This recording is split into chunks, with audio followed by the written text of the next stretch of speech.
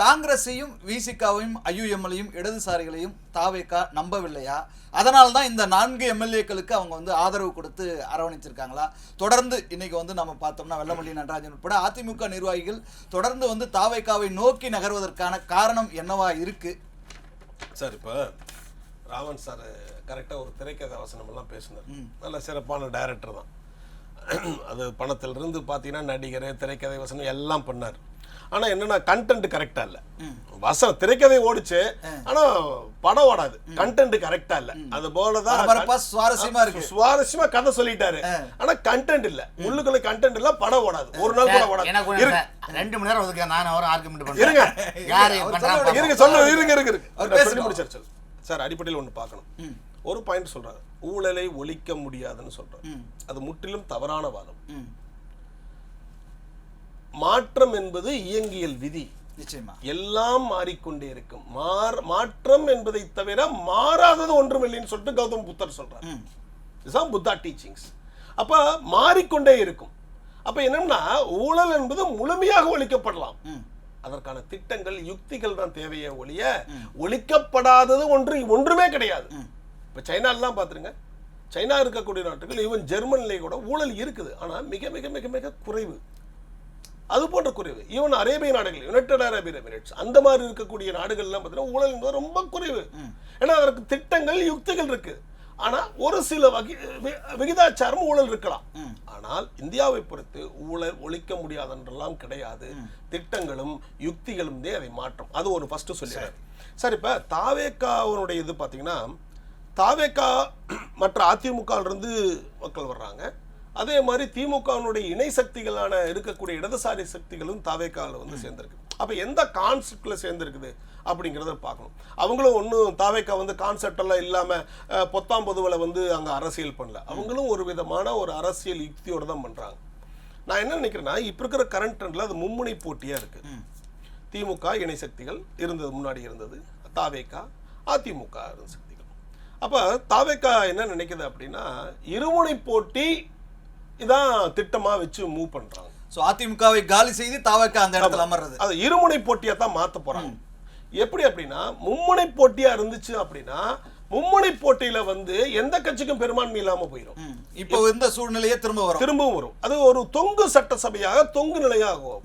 அப்ப அது இருமுனை போட்டிக்கு நகர்த்தலாம் அப்படின்னு தாவேகா முடிவு பண்ணுது. அப்ப அந்த முடிவு பண்ணும்போது என்ன பண்ணுது அப்படின்னா, 3 பேத்துல ஒருத்தருடைய ஆட்கள் வந்து இங்க வர வைக்கணும்.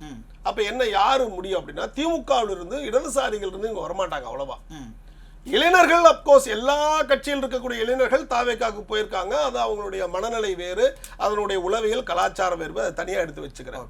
அப்ப அதிமுகவில் இருக்கக்கூடிய தொண்டர்களாக இருக்கட்டும், அங்க இருக்கக்கூடிய எம்எல்ஏ அவர்கள் எல்லாருமே என்ன பண்றாங்க, ஒரு திமுகவை போல, ஒரு திராவிட திமுகவை போல ஒரு கருத்தியல் சார்ந்து ஒரு உளமார்ந்து அங்க இல்ல. அவர்கள் வந்து என்னன்னா எம்ஜிஆர் பக்தராகவும், அதே மாதிரி ஜெயலலிதா அவர்களுடைய பக்தராகவும், அந்த மாதிரி பக்த வழிவர் தான் அதிமுக நிறைய பேர் இருக்கிறாங்க. ஆனா அதிமுக இருக்கக்கூடிய சில பேர் கோரா இருக்கிறாங்க. அவர்கள் வந்து திராவிட சித்தாந்தத்தை ஏத்துக்கிட்டு இருக்காங்க.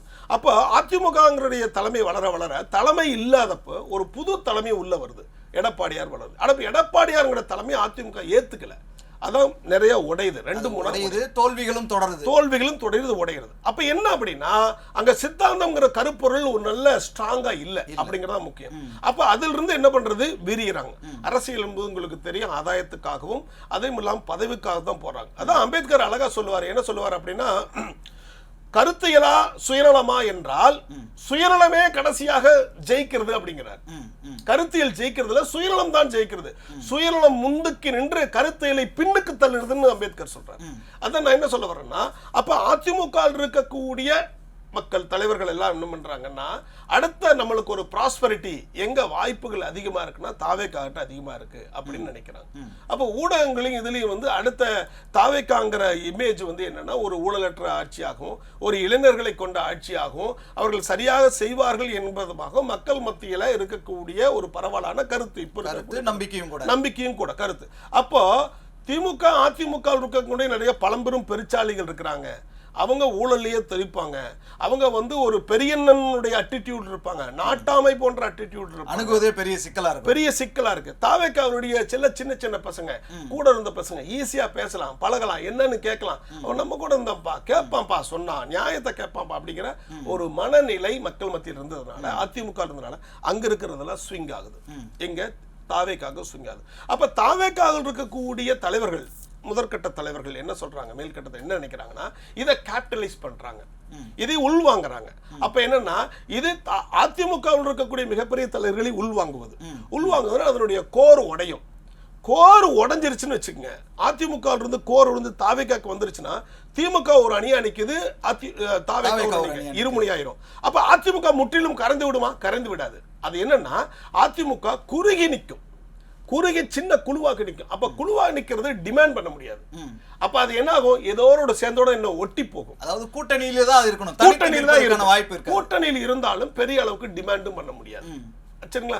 இப்ப எப்படி இப்ப தமிழ் மாநில காங்கிரஸ் அந்த அளவுக்கு கிடையாது, ஒரு சிறு சிறு கட்சிகள் இருக்கக்கூடிய இதற்கு போல ஒரு அவர்கள் என்ன பண்ணுவாங்க, ரொம்ப டிமாண்ட் பண்ண முடியாது. அப்ப இருமுனை போட்டியை வச்சு நகர்த்துவதுதான் தாவேக்காவுடைய திட்டமா இருக்கு.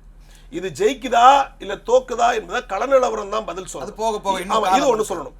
ரெண்டாவது பாத்தீங்கன்னா, தாவேக்காவுக்கு வந்து கிட்டத்தட்ட இப்போ ஒரு 120 முன்னாடி, அதாவது அதிமுக வராதற்கு முன்னாடி 120 பேர் இருந்தாங்க.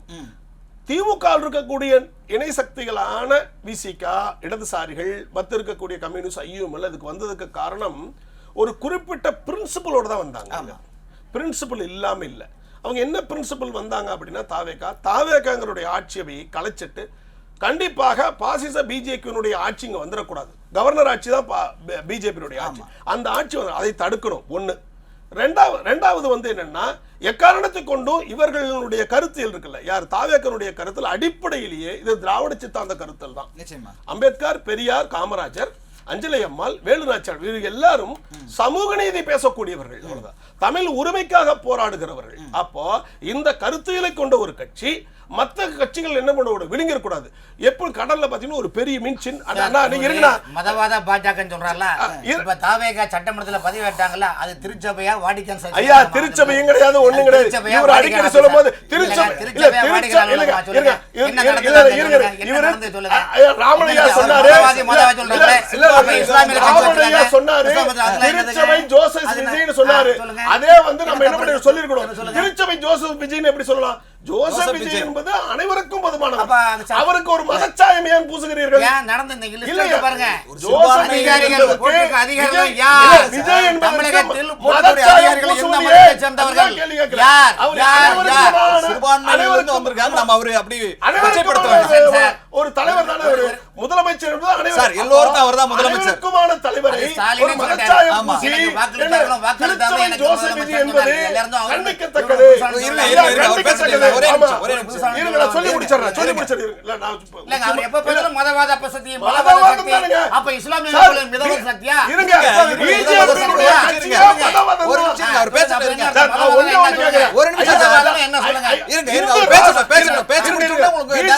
திட்டம் இந்து ராஷ்டிரத்துக்கு என்ன தப்பு இருக்குது? அதான் சொல்ல முடியுமா? பங்களாதேஷ்ல சொல்ல முடியுமா? சொல்லுங்க. இந்துத்துவ நாடு இருங்க, தேசம் என்று சொல்ல என்ன தப்பு இருக்கு சொல்லுங்க. இது மதச்சார்பற்ற நாடாதான் இங்க நம்ம கருதுறோம் சார். இது சோசியலிச சார், செக்யூலர் எடுத்து போராட வேண்டும் என்று பிஜேபி துடிக்குது. ஆமாங்க, என்ன நீங்க செங்கோல் ஆட்சி நடக்கிறது.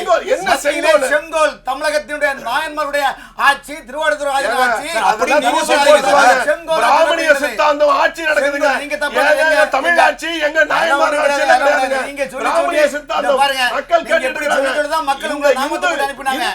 அதே மக்கள் தான் இன்னைக்கும் இங்க இது அமையக்கூடாதுன்னு தாவேக்காக மதச்சார்பற்ற ஆட்சி, மதச்சார்பற்ற ஆட்சி. It's a secular country sir. TVK season பக்தி சொல்றேன். சரிங்க சார்,